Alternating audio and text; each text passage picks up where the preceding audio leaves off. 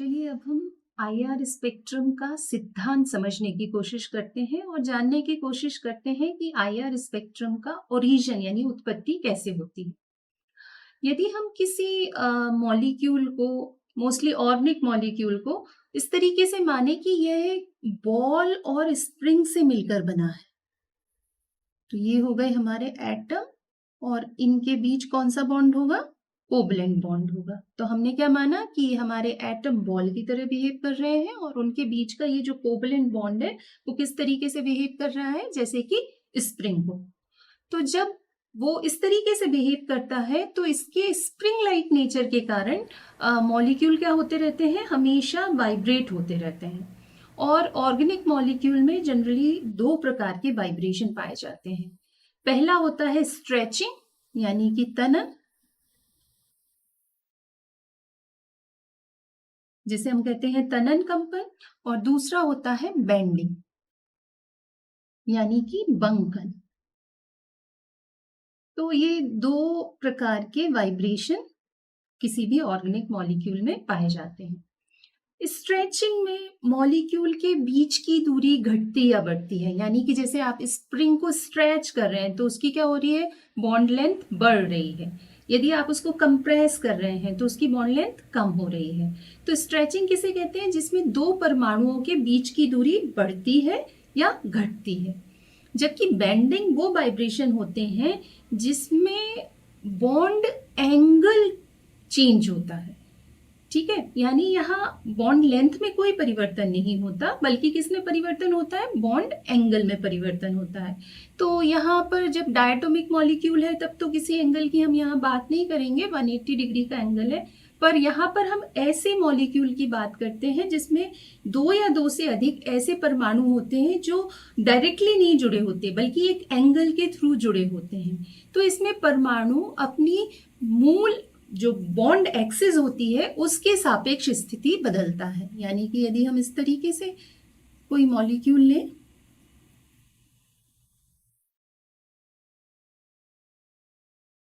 तो यदि ये ऐसे पास में आ रहे हैं तो क्या होगा? ये एंगल, इनके बीच का जो एंगल होगा वो चेंज हो जाएगा।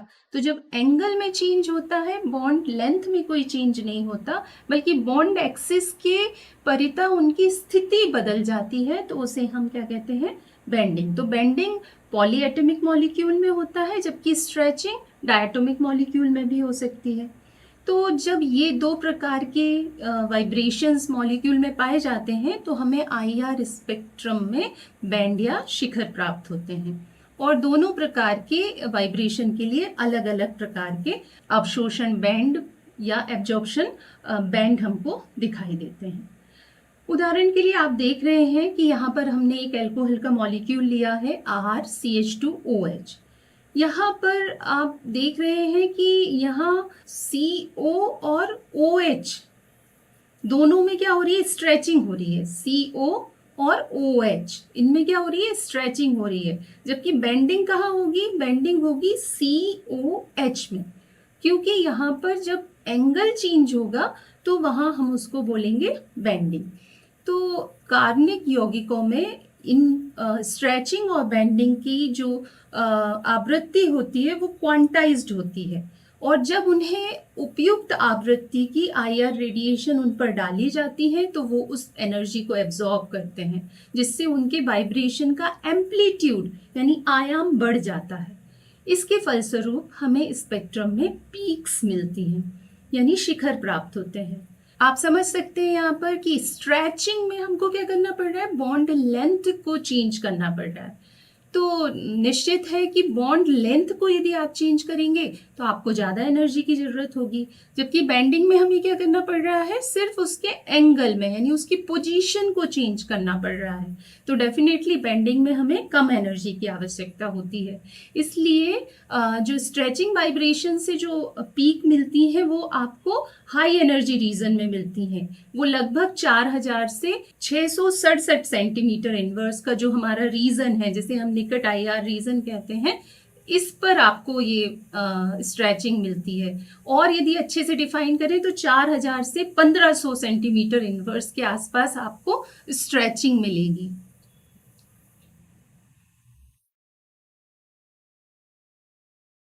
जबकि बेंडिंग वाइब्रेशन के लिए कम एनर्जी की आवश्यकता होती है, इसलिए हम कह सकते हैं कि 1500 से 667 सेंटीमीटर इनवर्स की रीजन में आपको बेंडिंग वाइब्रेशन मिलते हैं। चलिए आइए हम स्ट्रेचिंग और बेंडिंग वाइब्रेशन को और डिटेल में यहाँ पढ़ने की कोशिश करते हैं। तो सबसे पहले हम बात करते हैं स्ट्रेचिंग वाइब्रेशन की। तो जैसा हमने देखा कि स्ट्रेचिंग वाइब्रेशन में जो मॉलिक्यूल होता है उसकी बॉन्ड लेंथ परिवर्तित होती है। ये स्ट्रेचिंग वाइब्रेशन भी दो प्रकार के होते हैं, एक सिमेट्रिकल और दूसरा अनसिमेट्रिक। तो सिमेट्रिकल स्ट्रेचिंग में अणु में उपस्थित सारे बॉन्ड या तो एक साथ एक्सपांड किए जाते हैं, खींचे जाते हैं, या एक साथ उनको कंप्रेस किया जाता है। तो हम बात कर रहे हैं सिमेट्रिकल स्ट्रेचिंग की।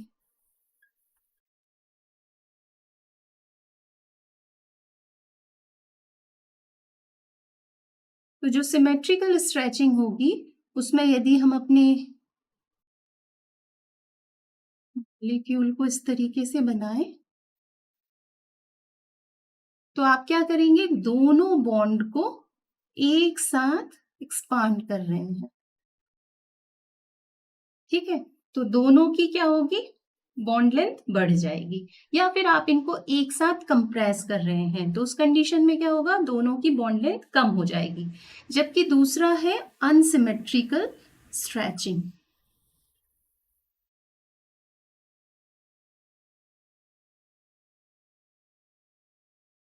असममित तनन।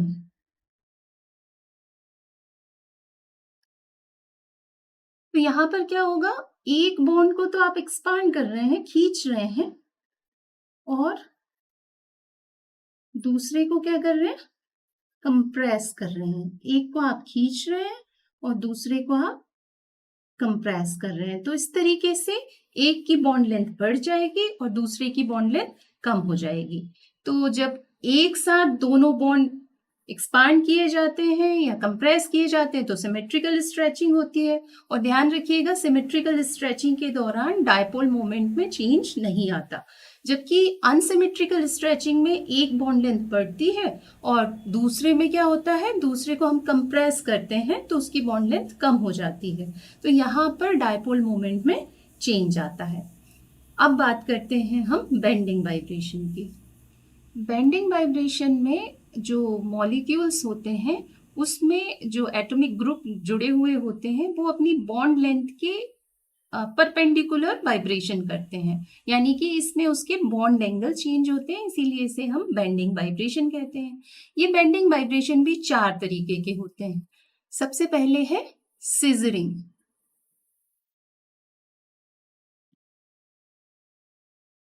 सीजरिंग, सीजर, जैसे कैंची में क्या होता है, उसके दोनों फलक एक साथ गति करते हैं, एक साथ अंदर की ओर आते हैं और एक साथ बाहर की ओर जाते हैं। तो इस वाइब्रेशन को हम क्या कहते हैं, सीजरिंग वाइब्रेशन, है ना। तो उसी तरीके से जैसे सीजर काम करती है वैसे ही यदि दोनों परमाणु एक साथ पास आते हैं या फिर एक साथ दूर चले जाते हैं तो उनके बीच का एंगल क्या हो जाता है, बदल जाता है। पर जो सीजरिंग में एटॉमिक ग्रुप होते हैं वो एक ही प्लेन में होते हैं। तो सीजरिंग को बताने के लिए यदि हम मॉलिक्यूल लें और इसको मैं इस तरीके से शो करूं तो क्या हो रहा है, इसमें दोनों मॉलिक्यूल एक साथ पास आ रहे हैं या फिर एक साथ दूर जा रहे हैं। तो यदि पास आएंगे तो बॉन्ड एंगल क्या हो जाएगा, कम हो जाएगा, और यदि दूर जाएंगे तो बॉन्ड एंगल बढ़ जाएगा, है ना। तो ये हुआ हमारा सीजरिंग। दूसरा जो बेंडिंग वाइब्रेशन है वो होता है वैगिंग।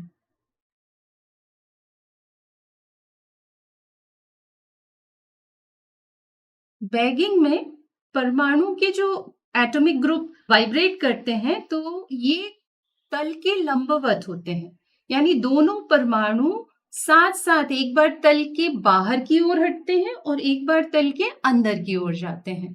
जैसे यहाँ पर मैं ये मॉलिक्यूल बनाती हूँ, ये इसके बॉन्ड है, तो इसमें क्या होगा, इसको हम या तो प्लस साइन से या फिर माइनस साइन से बताते हैं। क्यों? क्योंकि इसमें प्लेन के बाहर जा रहे हैं, तो प्लस का साइन बताता है कि वो हमारी ओर आ रहा है, और माइनस का साइन बताता है कि वो प्लेन से बाहर की ओर जा रहा है। मतलब एक बार पाठक की ओर आ रहा है और एक बार पाठक से दूर की ओर जा रहा है। तो जब दोनों एटम इस तरीके से वाइब्रेट होते हैं कि वो प्लेन के लंबवत गति करते हैं, यानी प्लेन में नहीं वाइब्रेशन कर रहे हैं बल्कि प्लेन से हटकर वाइब्रेशन कर रहे हैं, तो उसे हम वैगिंग वाइब्रेशन कहते हैं। इसके बाद तीसरा जो वाइब्रेशन है उसका नाम है ट्विस्टिंग।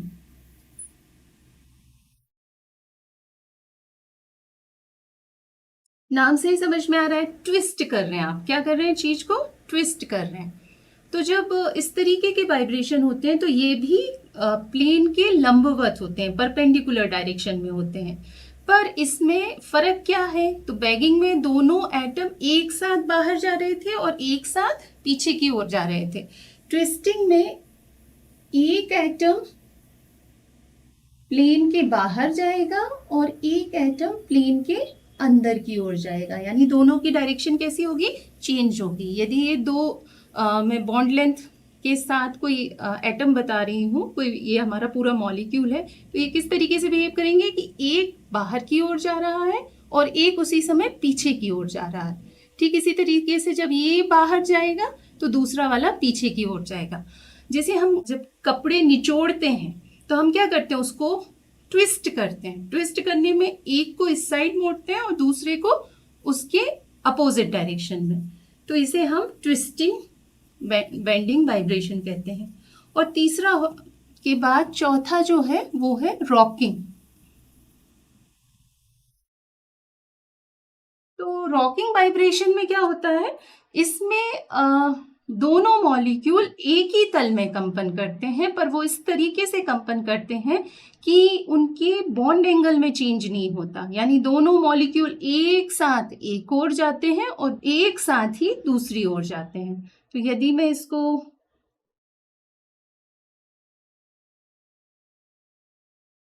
तो इसमें क्या होगा, ये वाला भी इस साइड जा रहा है और दूसरा वाला एटम भी या ग्रुप भी एक और जा रहा है, तो दोनों एक साइड या तो इस साइड जाएंगे या फिर दोनों इस साइड जाएंगे। तो जैसे हमारी रॉकिंग चेयर होती है ना, ठीक उसी तरीके से ये रॉकिंग वाइब्रेशन होता है। तो इस तरीके से ये 4 बेंडिंग वाइब्रेशन थे, और इन बेंडिंग वाइब्रेशन में बहुत ज़्यादा हमें मेहनत नहीं करना होती, बहुत कम एनर्जी देने से इनमें वाइब्रेशन होने लगते हैं। इसलिए जो बेंडिंग वाइब्रेशन है वो हमें कम ऊर्जा के क्षेत्र में पीक प्रदान करते हैं। अब यदि हम ये देखें कि ये स्ट्रेचिंग वाइब्रेशन या बेंडिंग वाइब्रेशन आईआर स्पेक्ट्रम में कहाँ कहाँ अपना बैंड शो करते हैं, कहाँ पर पीक देते हैं, तो ये पता करने के लिए हमें उसके फंक्शनल ग्रुप पर ध्यान देना होगा। यानी अवशोषण बैंड कहाँ मिलेगा, ये डिपेंड करता है कि जो बॉन्ड है, जैसे ये 2 एटम हैं, मान लीजिए ये O है और ये H है, तो इनके बीच की जो बॉन्ड स्ट्रेंथ है,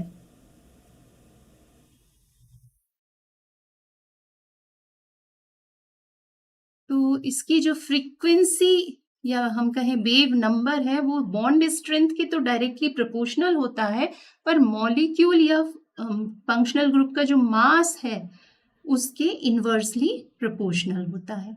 यानी इसका मास ज़्यादा होगा तो कम एनर्जी की आवश्यकता होगी और आपको कम एनर्जी के रीजन में आपको पीक मिलेगी, पर यदि बॉन्ड स्ट्रेंथ अच्छी है तो पीक आपको हाई रीजन में मिलेगी। तो यदि हम OH की बात करें तो OH में आप यहाँ पर देख रहे हैं कि OH के लिए जो बैंड मिलता है वो जनरली 3500 सेंटीमीटर इनवर्स के आसपास मिलता है। यदि हम H की जगह क्या ले लें, उसी का आइसोटोप ड्यूटीरियम ले लें, तो देखिए बैंड कहाँ शिफ्ट हो जाता है, 2630 सेंटीमीटर इनवर्स पर, यानी कि कम रीजन में। तो आपने क्या किया, H को सब्स्टिट्यूट किया D से। तो मास किसका ज़्यादा है, ड्यूटेरियम का मास ज़्यादा है, और मास ज़्यादा होने से पीक कहाँ मिलेगी, कम एनर्जी वाले रीजन में मिलेगी। इसलिए OD की पीक आपको कहाँ मिलती है, लगभग 2600 सेंटीमीटर इनवर्स के आसपास मिलती है। ठीक इसी तरीके से यदि हम कार्बन कार्बन के बीच की बॉन्ड स्ट्रेंथ देखें तो ट्रिपल बॉन्ड ज़्यादा स्ट्रॉन्ग होता है, फिर डबल बॉन्ड, और फिर कार्बन कार्बन सिंगल बॉन्ड। तो कार्बन कार्बन ट्रिपल बॉन्ड के लिए जो बैंड मिलता है वो हमें 2300 से 2000 सेंटीमीटर इनवर्स के आसपास मिलता है। जबकि कार्बन कार्बन डबल बॉन्ड में चूंकि बॉन्ड स्ट्रेंथ कम हो जाती है, मास तो वही है, तो बॉन्ड स्ट्रेंथ कम होने से उसकी एनर्जी भी कैसी हो जाती है, कम हो जाती है। इसलिए आपको जो बैंड मिलता है, एब्जॉर्प्शन पीक मिलती है, वो 1900 से लेके 1500 सेंटीमीटर इनवर्स के आसपास मिलती है। जबकि कार्बन कार्बन सिंगल बॉन्ड के लिए ये पीक और कम हो जाती है, क्योंकि वहाँ सिर्फ सिग्मा बॉन्ड है, तो उसकी स्ट्रेंथ और कम हो गई। इसलिए अब वो पीक कहाँ मिलती है, वो 1300 से 800 सेंटीमीटर इनवर्स के आसपास मिलती है। तो इस तरीके से हमने देखा कि पीक कहाँ मिलेगी, ये डिपेंड करता है कि बॉन्ड की स्ट्रेंथ कैसी है, जिसे हम फोर्स कांस्टेंट से भी बताते हैं, और उसका मास कैसा है। मास ज़्यादा होगा तो पीक कम एनर्जी के रीजन में मिलेगी, और बॉन्ड स्ट्रेंथ अच्छी होगी तो पीक आपको हाई एनर्जी के रीजन में मिलेगी। यहाँ पर आप ये ग्राफ देख रहे हैं जिसमें विभिन्न फंक्शनल्स ग्रुप की जो पीक्स मिलती हैं उनके रीजन यहाँ पर बताए गए हैं। तो सबसे हाईएस्ट पीक आपको मिलती है OH की या NH की या CH की, यानी जिसमें प्रोटॉन जुड़ा हुआ है, जिससे उसका मास क्या हो जाता है, कम हो जाता है। इसके बाद आप 2500 से 2000 के बीच देख रहे हैं ट्रिपल बॉन्ड वाले ग्रुप हैं, जैसे C ट्रिपल बॉन्ड C या C ट्रिपल बॉन्ड N। फिर 2000 से 1800 के बीच जनरली हमको कोई बैंड नहीं मिलता है। इसके बाद एक महत्वपूर्ण बैंड हमें दिखाई देता है कार्बोनिल ग्रुप का, और वो दिखाई देता है 1800 से 1650 सेंटीमीटर इनवर्स के रीजन में। इसके बाद 1650 से 1550 के बीच हमें carbon carbon double bond, carbon और नाइट्रोजन यानी C डबल बॉन्ड N और N डबल बॉन्ड O के लिए भी पीक प्राप्त होती है। और इसके बाद 1550 से 650 के रीजन में आपको सिंगल बॉन्ड से रिलेटेड पीक प्राप्त होती हैं। तो इस तरीके से आईआर रीजन की कुछ प्रमुख बंधों की आवृत्तियों को हमने यहाँ पर देखा। तो हम देख सकते हैं कि हमें डिफरेंट पूरा 4000 से लेके 600 सेंटीमीटर इनवर्स में हमें आईआर रीजन मिलता है। पर इस आईआर रीजन को हम दो भागों में बांट सकते हैं। पहला रीजन होता है क्रियात्मक समूह क्षेत्र, जिसे हम फंक्शनल ग्रुप रीजन कहते हैं, जो हमें फंक्शनल ग्रुप के बारे में जानकारी देता है। कौन सा रीजन कहलाता है? फंक्शनल ग्रुप रीजन, जिसे हम क्रियात्मक समूह क्षेत्र कहते हैं। और इसका दायरा कहाँ से कहाँ तक होता है? तो ये 4000 से 1500 सेंटीमीटर इनवर्स के क्षेत्र को कहा जाता है। यानी यहाँ पर आपको जो भी बैंड मिलेंगे वो फंक्शनल ग्रुप के बारे में आपको बताएंगे। जबकि जो दूसरा रीजन है, जिसे हम फिंगरप्रिंट रीजन कहते हैं,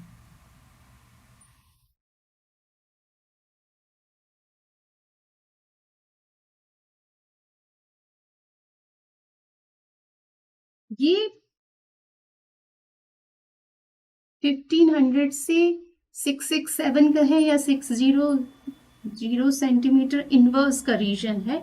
और ये पूरे मॉलिक्यूल का कैरेक्टरिस्टिक्स होता है, मतलब वो उस अणु का अभिलाक्षणिक है। यानी इस रीजन में जो आपको बैंड मिलेंगे वो मॉलिक्यूल के वाइब्रेशन, रोटेशन और आसपास का जो भी इन्वायरमेंट है उन सब से संबंधित होता है।